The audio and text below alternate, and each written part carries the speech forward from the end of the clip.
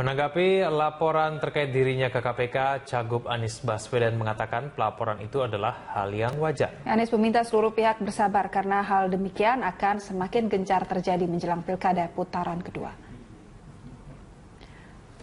Anies memprediksi akan semakin banyak isu yang mencuat jelang Pilgub tanggal 19 April mendatang, terutama yang terkait dirinya dan Sandiaga Uno. Anies mengatakan hal ini terjadi karena angka survei paslon nomor 3 yang semakin tinggi. Anies menyatakan akan terus fokus dalam bekerja dibandingkan mengurusi hal-hal demikian. Sebelumnya, nama Anies Baswedan sebagai mantan Mendikbud dilaporkan ke KPK atas dugaan korupsi proyek Frankfurt Book Fair senilai 146 miliar rupiah. Iya, jadi banyak sekali nanti bermunculan. Saya mengharap kepada kita semua untuk sabar, jangan kaget. Akan selalu bermunculan cerita-cerita yang lucu-lucu seperti ini. Dan biarlah mereka yang menuduh, yang memberikan bukti-buktinya. Karena tanggung jawab membuktikan itu ada pada yang menuduh, bukan ada pada yang dituduh. Jadi saya merasa baiknya mereka yang menuduh itulah yang membuktikan. Malam pemirsa, Anda menyaksikan Prime Talk Tajam Mendalam bersama saya Afiani Malik. Pilkada DKI di putaran kedua terpolarisasi. Kini perhatian publik terbagi kepada dua pasangan calon, Ahok Jarot dan Anies Sandi. Nah, tarik-menarik dukungan sebelum laga pamungkas di hari pemungutan suara 19 April mendatang akan dimaksimalkan oleh pasangan calon. Nah, Kini kita juga sudah memasuki masa kampanye hingga 15 April mendatang. Seperti apa dinamika politik yang terjadi di ibu kota? Kami akan mewawancarai dua calon gubernur di kesempatan yang berbeda. Dan kali ini saya sudah bersama dengan calon gubernur DKI Jakarta, Anies Baswedan. Mas Anies, selamat malam. Selamat malam, Afiani, apa kabar? Baik, Anda apa kabar? Bagaimana di kampanye di putaran kedua ini, Mas Anies? Ya, udah mulai beberapa hari ini.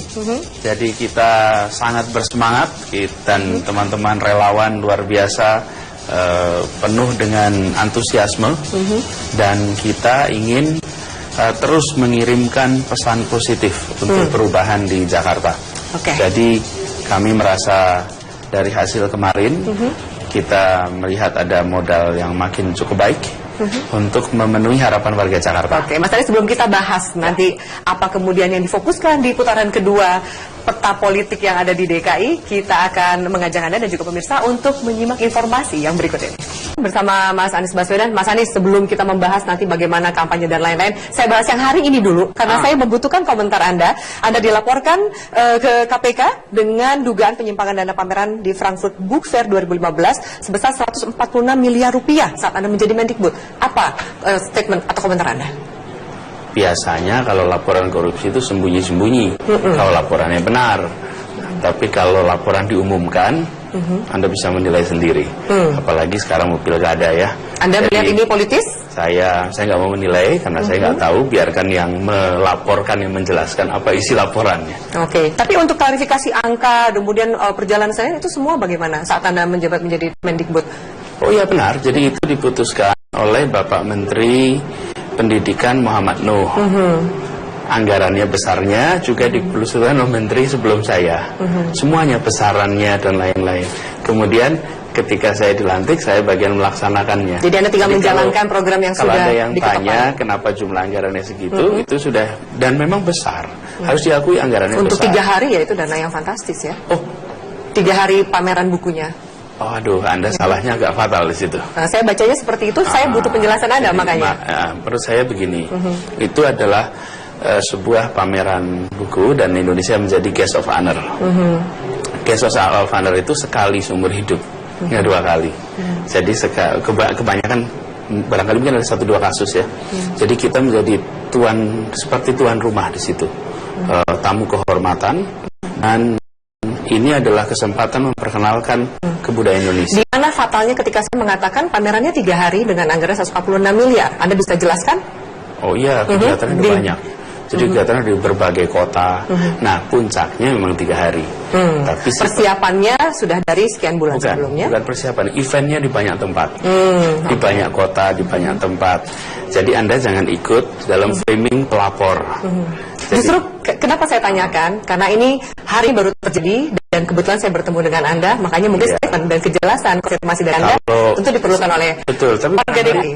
Jadi saya tidak perlu melakukan klarifikasi, biarlah yang melapor yang menjelaskan. Karena yang melaporlah yang mengatakan ada korupsi, biar dia yang melaporkan. Karena seluruh laporan keuangan sudah diperiksa dan alhamdulillah tidak ada masalah.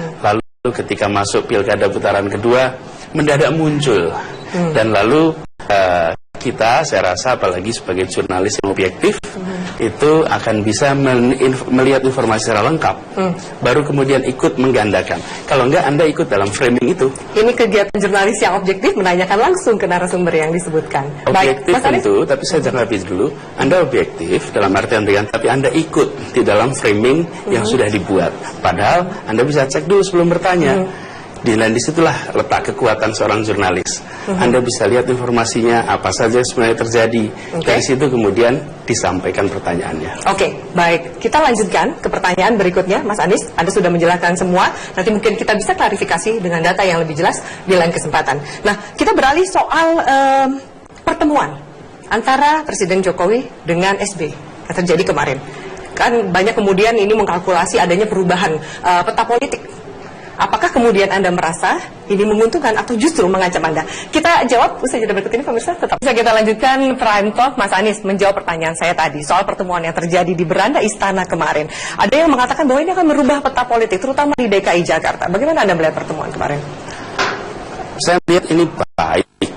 Setiap pemimpin bangsa berkomunikasi, berdialog, itu akan punya dampak ke bawah. Karena jika pemimpin itu tidak berkomunikasi, tidak berdialog, ketegangannya bukan di elit aja, tapi di tingkat grassroots. Jadi bagi iklim politik nasional itu positif, itu baik, dan buat Jakarta pun baik. Oke. Untuk yang sedang berkontestasi, Anda lihat bahwa kemudian dari 3 kandidat kemudian menjadi 2 kandidat. Dan SBY tentu berkaitan dengan kompetitor Anda di putaran sebelumnya, Agus dan Silvi. Apakah Anda melihat ini ada juga koalisi atau kemudian arahan geseran suara? Karena siapapun yang mendapatkan 17% dari Agus mungkin menguntungkan di putaran kedua. Tentu kita lihat, tapi sebenarnya yang maju pilkada kan Pak Agus Harimurti Yudhoyono, bukan Pak SBY. Jadi ini adalah pertemuan antara Ketua Partai Demokrat yang juga adalah mantan presiden dengan presiden. Tapi karena Agus didukung, voter utamanya adalah Partai Demokrat. Saya masih tetap melihat bahwa warga Jakarta itu ketika memilih, melihat calon. Bukan partai. Oh, tentu ada afiliasi partai, tapi mereka mayoritas melihat karena calon. Dan sebenarnya pilkada di mana-mana itu melihat itu. Ada komponen partai. Soalnya kalau kita menggunakan komponen partai, jumlah suara partai beda dengan jumlah suara calon yang usungnya. Jadi kalau saya percaya bahwa tim Pak Basuki dan tim Anies harus kerja keras dua-duanya untuk meyakinkan warga Jakarta, baik yang sudah memilih Pak Basuki maupun memilih Anies, termasuk yang memilih Pak Agus. Apapun yang terjadi di pertemuan ini, apalagi pilkadanya itu masih lebih dari 35 hari. Jadi apapun bisa terjadi. Artinya masih ada waktu, dan bagi warga Jakarta, pertanyaan utamanya itu adalah apa yang saya akan dapat ya, manfaat apa yang saya akan dapat.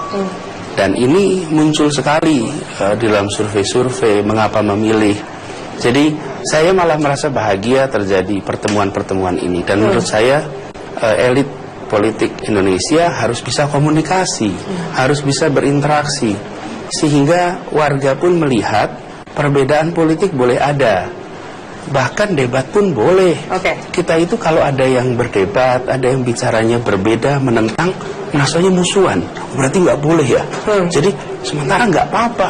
Bahkan kalau misalnya saya dikritik, saya kritik balik, nggak apa-apa, tetap berteman.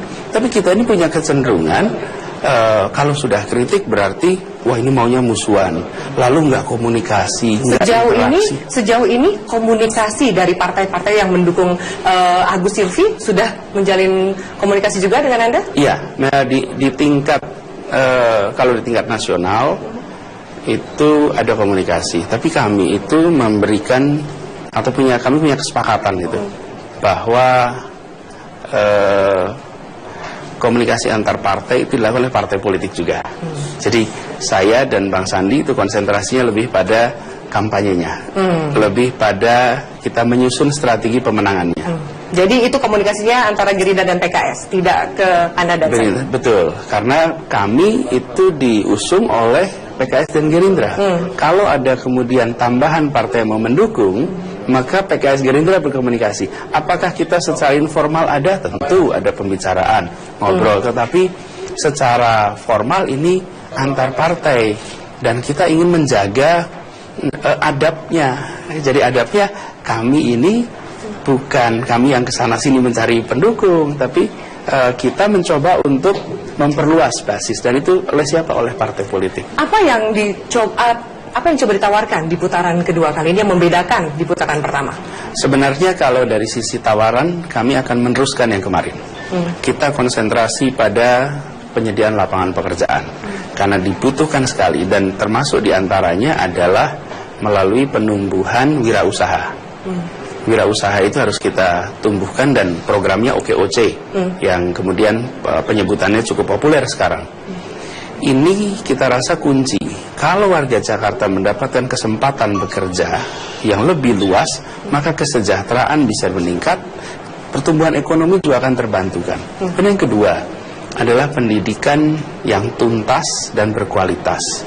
Bukan hanya tuntas, karena itu pemberian kartu kita akan teruskan, bahkan menjadi KJP Plus. Nah, KJP Plus, Anda mengatakan program petahana ini akan diteruskan. Bagaimana nanti konsepnya?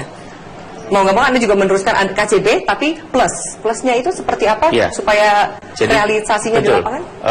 Plus itu ada beberapa komponen. Yang pertama adalah bentuknya barang seperti selama ini dan tunai. Ini tambahannya.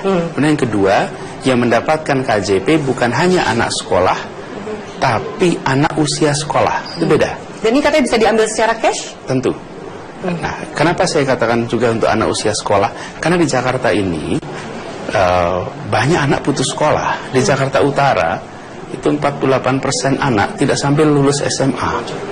Di Jakarta Barat itu 42%. Artinya hampir separuh anak-anak kita di Jakarta Utara, Jakarta Barat itu nggak lulus SMA. Nah, bila KJP hanya diberikan pada anak di sekolah, padahal yang putus sekolah itu hampir separuh. Nah, negara ini, pemerintah ini ngurusin anak Indonesia atau anak sekolah? Kalau hanya anak sekolah yang terima seperti sekarang. Karena itu anak yang putus sekolah nanti akan terima. Untuk apa? Untuk mereka kursus. Sehingga dengan begitu mereka punya keterampilan. Dengan punya keterampilan mereka bisa bekerja. Yang kedua adalah untuk mereka mengejar program paket. Sehingga mereka punya ijazah. Dengan begitu mereka akan bisa mendapatkan kesempatan yang terbuka di Jakarta ini. Jadi di putaran kedua ini kita akan, kalau kemarin judul kemudian garis besar program, kalau di putaran kedua kita harus mendetilkan ini. Bagaimana mengawasi uang tunai yang bisa diambil? Tentu sangat rawan disalahgunakan. Ya, jadi ini program klasik ya. Semua yang bersifat bantuan pendidikan. Di sisi lain kebutuhan anak satu dan lainnya itu berbeda-beda. Apalagi kalau jurusan satu dan jurusan lainnya berbeda-beda. Karena itu caranya adalah dengan melakukan pencairan di bulan awal kuliah, awal sekolah. Jadi di periode di mana terjadi lonjakan kebutuhan, pada saat itulah bisa digunakan. Sehingga penggunaannya hampir bisa bilang pada saat itu mereka membutuhkan untuk biaya sekolah. Misalnya tahun ajaran baru, semester baru. Maaf, saya harus potong Anda. Kita lanjutkan saat lagi. Kita juga akan bahas kampanye hitam dan kampanye negatif yang terjadi di dunia maya. Bagaimana Anda menyikapi ini? Saat lagi pemirsa, tetaplah bersama. Ya, terima kasih Anda masih bersama kami di Prime Talk. Sudah di segmen terakhir, Mas Anies membahas soal kampanye hitam, kampanye negatif. Ini juga terjadi, mungkin tanda kutip lebih sadis di dunia maya ya. Kedua pasangan ini juga merasakan. Kalau Anda melihat ini seperti apa? Ada yang kemudian membuat Anda paling kena gitu? Jadi gini, kalau kampanye, kalau ada yang tweet atau komentar yang kita bikin serial tweet jahat tiap hari Selasa. Jadi kalau Anda lihat Instagram saya atau Twitter, kalau hari Selasa itu kita membacakan tweet yang menyerang lah gitu. Menyerang. Yang kasar. Yang paling kena tuh kira-kira yang seperti apa gitu? Jadi gini, banyak sekali jumlahnya kalau itu. Cuma kita tempatkan sebagai lucu-lucuan aja. Jadi nggak seperti sesuatu yang justru sekarang itu kita ingin menunjukkan bahwa kampanye itu fun kok gitu. Meskipun diserang seperti kemarin tuh ada yang dibuat Mas Joko Anwar tuh buat bus yang 0% atau itu ya, bus Anies Baswedan gitu. Berkaitan dengan program rumah Anda yang 0%. Ya, kemudian ya kita jawab sebagai joke aja.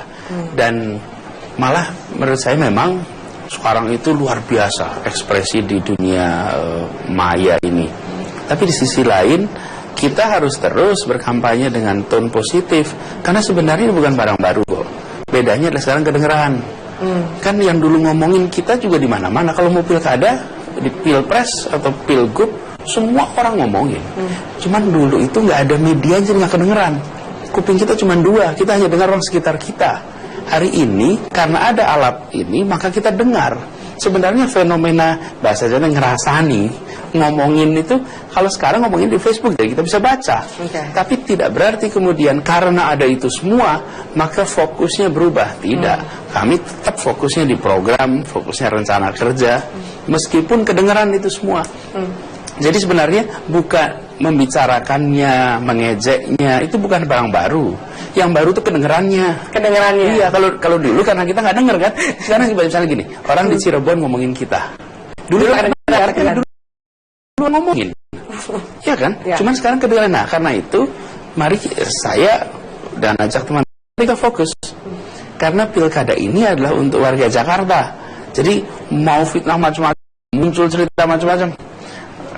Kalau misalnya itu fitnah, counter. Kalau kemudian pertanyaan program dijawab. Jadi tenang aja gitu. Jangan ada yang diblok, ada apa pernah kemudian diblok?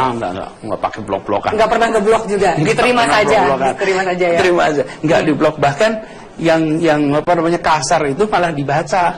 Dan apa yang terjadi? Ketika seseorang mengetweet atau menggunakan dengan kata kasar, mendadak dia sadar, dilihat begitu banyak orang. Karena saya retweet, bukan retweet, dibacain tuh. Dan saya selalu ingat loh, yang ditulis sekarang itu mungkin 5-10 tahun lagi kita baca.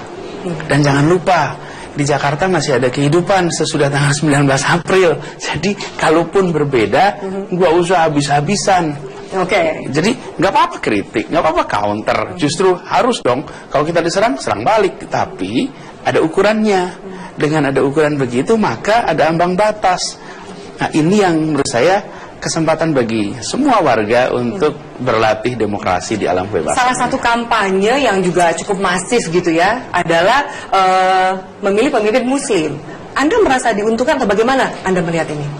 Itu tentu kampanye itu jalan ya, dan kita fokus pada program.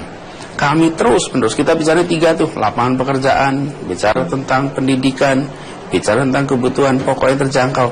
Karena kami menyadari bahwa gubernur itu adalah gubernur semua.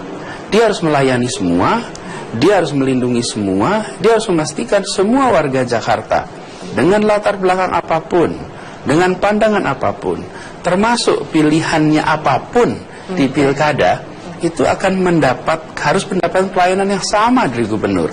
Jadi kami nggak mau geser fokus kita di situ.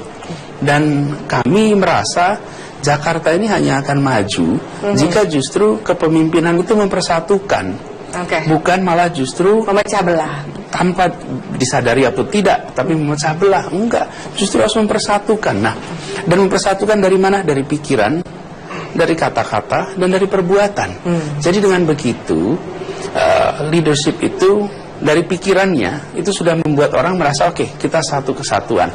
Saya khawatir kalau kita tidak begitu, maka di Jakarta ini ketimpangan bisa melebar. Dan kesenjangan melebar, ketidakpercayaan melebar. Satu terakhir aja saya nyatakan. Singkat saja, saya harus closing. Di Jakarta ini lebih dari 50% warga nggak percaya menitipkan anaknya pada tetangga. Itu artinya tingkat kepercayaan antar tetangga aja ini rendah. Bagaimana kepercayaan pada pemimpin, bagaimana yang lain. Nah, karena itu kita ingin bangun suasana yang berbeda untuk Jakarta. Terima kasih banyak Mas Anies Baswedan atas waktunya, dan kita lihat nanti bagaimana sampai hari pencoblosan di putaran kedua. Baik pemirsa, itu dia tadi wawancara saya dengan Anies Baswedan. Terima kasih atas atensi.